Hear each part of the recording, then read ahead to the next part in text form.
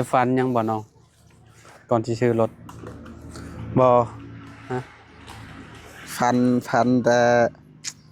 ยังวะฟันแต่ยังฟันว่าหมอนั่นฮะหมอนั่นสิอันนั้นจักได้วะมอใดมอใดฮะจักผู้เฒ่าๆนั่นฟันอยู่ฟันผู้เฒ่าอืมผู้เฒ่าเฮ็ดหยังเขาเขาบอกว่าอ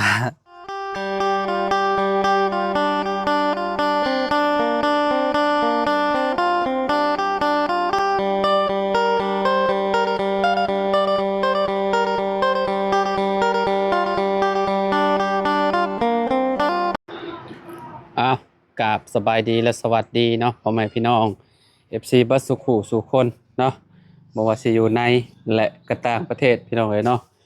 โอ้รถน้องสอนบ่นี่เนาะมันมันจอดไว้อยู่นี่คักเลยนี่น้องสอนเฮงใจจดใจจ่ออยู่กับรถคันใหม่แล้วนี่พี่น้องเอ้ยเนาะสบายดี สวัสดีเด้อสวัสดีเพียงใดน้อง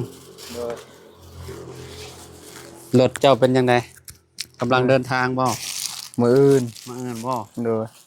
อืมทางบ่าวบุญบ้านพาบอก เห็นไปซื้ออยู่มื้อนี้ โดยยัง เฮ็ดหยังนี่ฮะ ให้มันแข็งเด้เฮาจึงใช้ได้นานเด้ถ้าเฮาเฮ็ดแบบมันนี่มันจึงนานเด้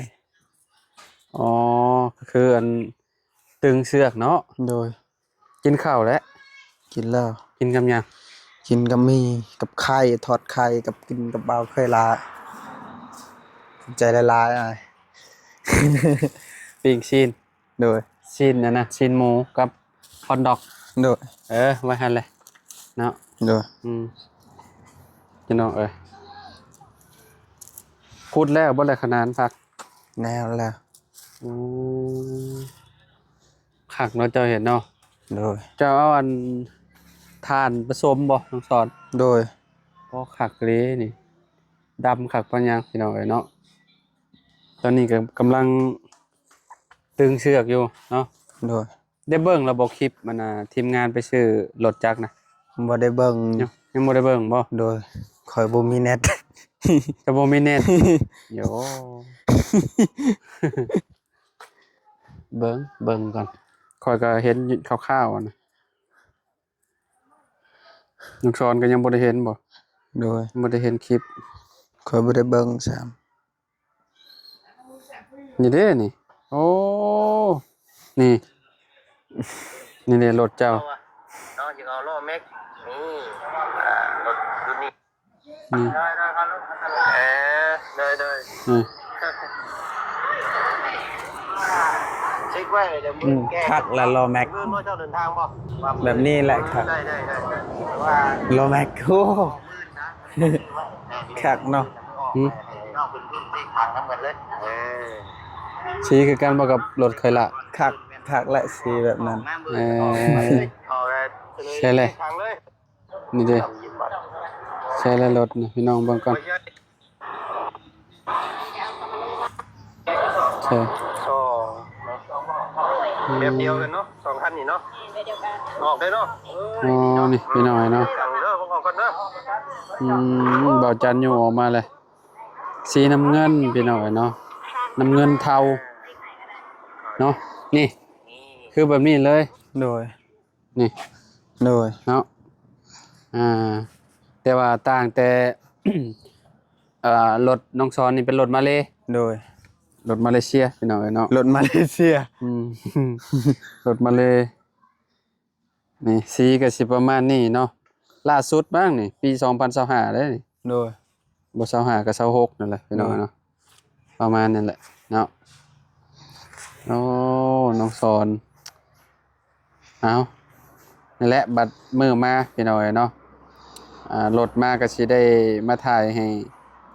FC เบิ่งอีกเทื่อนึงเนาะโดย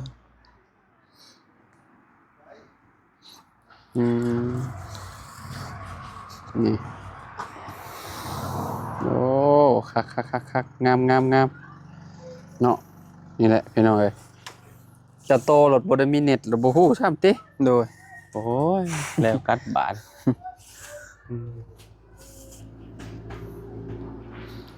เจ้าบ่มีเน็ตเจ้าก็วัยรุ่นเอามาเอิ้น โดย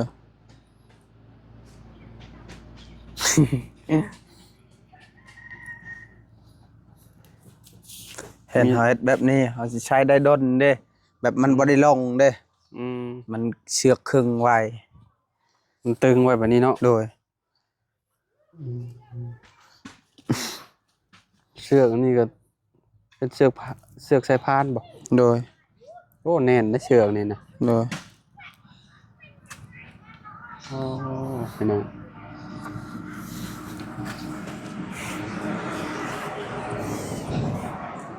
เลขรถเพิ่นก็จักสิเลขหยังแหละพี่น้องเอ้ย โดย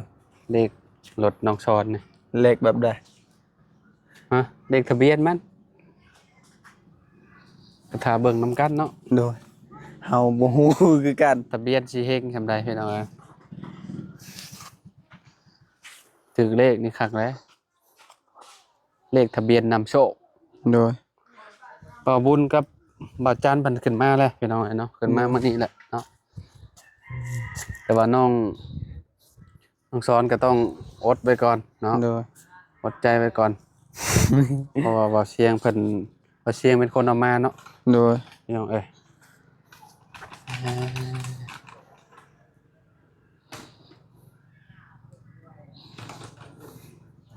บ่ได้ฟันหยังบ่น้องก่อนสิซื้อรถ บ่ ฮะ ฟันแต่ยังวะ ฟันแต่หยัง ฟันว่า หมอนั่น ฮะ หมอนั่นสิอันนั้นจักได้วะ มอใดมอใด จักผู้เฒ่าๆนั่นฟันอยู่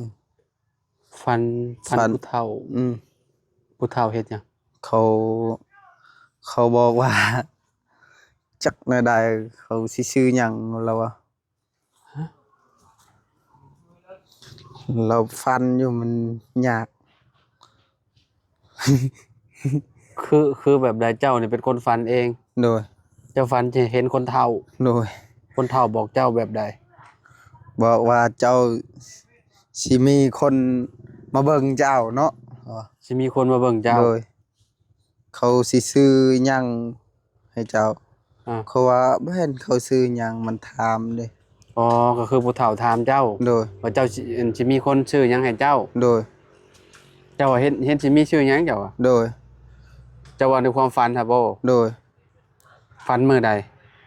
มื้อเช้านี่ ตอนเช้านี่เลย โดย ฝันเห็นผู้เฒ่าเนาะ โดย ผู้เฒ่ามาเว้าในความฝันว่าก็ลดแท้เด้ก็ถึกล่ะ โดย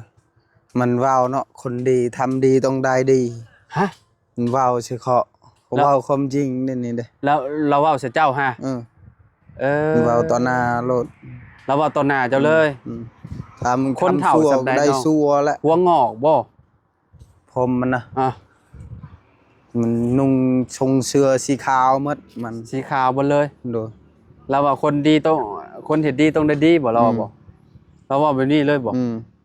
ขอโทษพี่น้องไอ้เนาะ ถ้ามึงทำซัวก็ได้ซัวไปเองนะ เออ ถ้าทำดีต้องได้ดี ยังมีคนที่อยากสิเบิ่งเจ้า เออก็ FC นี่เบิ่งเจ้า โดย ถึกแล้ว เจ้าเฮ็ดดีเจ้าก็ได้ดีโอ้แบบนี้เลยเนาะ โดย อ๋อ คอยก็ เจ้าสะดุ้งตื่นเลยบ่บัดนี้ คอยก็ตกใจเลยโอ้ตัวบ่เห็นคอยเนื้อท่วมตัวหมดเว้ากับมัน เฮือ มันฮ้อนหมดตัวคอย เออ เช้านี่ขนาดอันนั้นเด้อเพราะว่ายามหนาวเด้อ อืม มันฮ้อนหมดเลยนี่โอ้ยสั่นบัดคอยตื่นมาโอ้ขว่าคอยผิดอีหยังวะ อืม คิดตลอดเด้อ อืม ขว่าคอยบ่ได้เฮ็ดผิดหยังเด้อ อืม ตื่นมานั่นแล้วบัดเดียวเลยคอยย่านเลยโอ้ยคนแปลกหน้าครับบ่ เออจากที่เจ้าบ่เคยฝันบ่น้อง โดย บ่เคยฝันแบบนี้จักเทื่อแม่นบ่ บ่เคย อืมโดยใช่คือว่า คือว่าเมื่อวานสบายดีสบายดี โอ้ยบ้านนี่ว่าสิเมื่อเบรกรถบ่ได้ก็เลยบ่ได้เมื่ออาจารย์เลย แบบใดเป็นแบบใด เบรกรถเบรกงานบ่อยู่ได้ เออ ก็เลยอยู่ก่อนว่าพอดีทั้งลุงบางคนขึ้นมากอ่ะ อืม และ ยามบ่ไปเฮ็ดแน่ๆบ่อ้าย ครับ โดยสบายดีเด้อ ยาวๆเลยเนาะวิ่งได้บ่นี่ขี่ได้บ่มันน่ะนี่ บ่ได้ ได้ มันอันนี้บ่ได้ ได้บ่ ได้แต่กินคมๆหน่อยหนึง กินแล้วมันขม บ่ แม่นมันขม เบิ่งไปลองบ่ก่อนหน่อย โดยให้ว่าเพิ่มเพิ่นไปจี้ก่อนเนาะเราความฝันน้องซ้อนต่อก่อนพี่น้องเอ้ยเนาะผู้เฒ่าเนาะ เว้ามันบ่ได้ยิ้มแย้มได้มันเด้อ แบบว่ามาแบบครึ่งครั้งเลยติ โด โย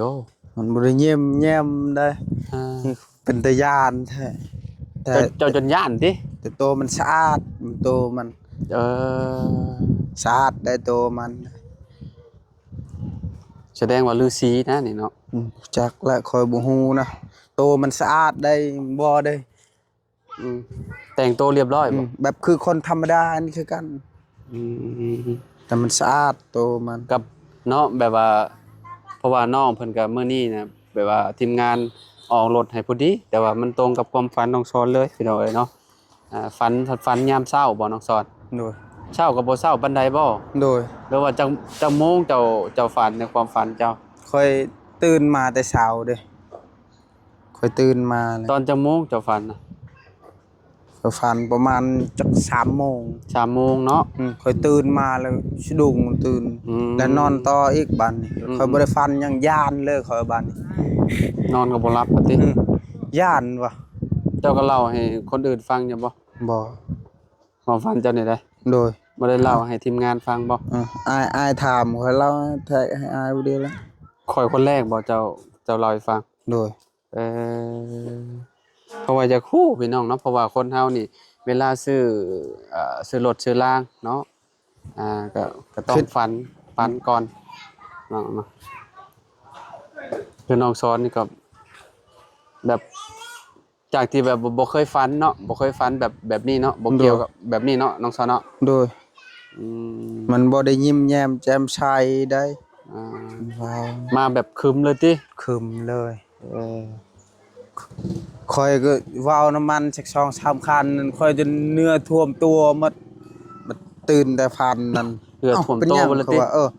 คือยามหนาวค่อยฮ้อนอีกเขาว่า อ๋อฮ้อนเลยกระตนกระโต โดย แบบมันฮ้อนเด้ FC ลองแปลเบิ่งดูพี่น้องเนาะลองแบบทายความฝันแล้วดูทำนายความฝันน้องสอนดูเนาะเพราะว่าน้องเพิ่นฝันเห็นผู้เฒ่าแต่งโตวแบบใส่ชุดสีขาวมาบอกว่าน้องสอนบอกว่าทำดีได้ดีเนาะ โดย เราเอาแบบนี้เลยเนาะในความฝันจ้ะเนาะ โดย อืมพี่น้องเอ้ยเนาะ แต่มันถามว่าเขาซื้อหยังให้เจ้า แรก ข้อย ๆ ว่าบ่ฮู้ แรกๆเราถามเจ้าบ่ว่าเจ้าชื่อหยัง อืม เจ้าบอกเราบ่ บ่ได้บอก เออ เขาว่าบ่ฮู้ อืมบ่ได้บอกกับเจ้าเลย เขายานพี่เฮือนค่อยบ่จัก บ่ดอก ข่อยยานเลยก่อย อืมเพิ่นมานั่นซื่อ โดย ๆเพิ่นมาดีใจนำเจ้าซื่อ โดย ๆแสดงความดีใจน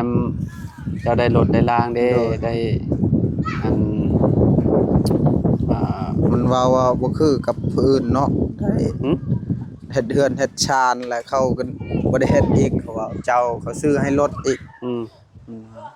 เว้าแบบนี้อีหลีบ่ อืม เพิ่นเว้าในอันความฝันเจ้าน่ะ อืม เอ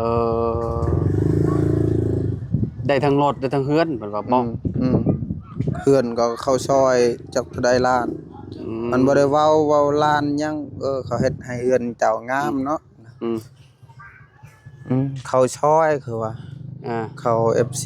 มาสดมาซอยเขาว่าแล้วก็ป้าลุงทุกคนเขาว่า อ่า มันเว้าน้อยเดียวมันบ่ได้เว้าหลายคือเฮา อ่า 2-3 คำดนเติบอยู่แต่ดมเติบย่านเลยว่า อืม เนาะเขาบ่แม่นคนแบบเฮา อืม ถึงเฮาสิบ้าแบบนี้แต่เฮาบ่ได้เฮ็ดอิหยังว่าโอ้ย สิจมว่าแนวนั้นแนวนี้ อืม พวก FC เข้ามาซุมอายเข้ามาก็คือกันเราคิดว่าโอ้ยสู่เข้ามาเฮ็ดหยังอยู่นี่ อืม บ่ได้เว้าบ่ได้หยัง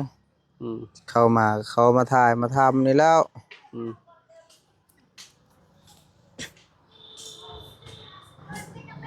ตื่นแต่เช้าแล้วก็มาเฮ็ดขุดกันออกขนานติ โดย อืมบ่พอซ้ำเสือกบ่ลุงสอน โดย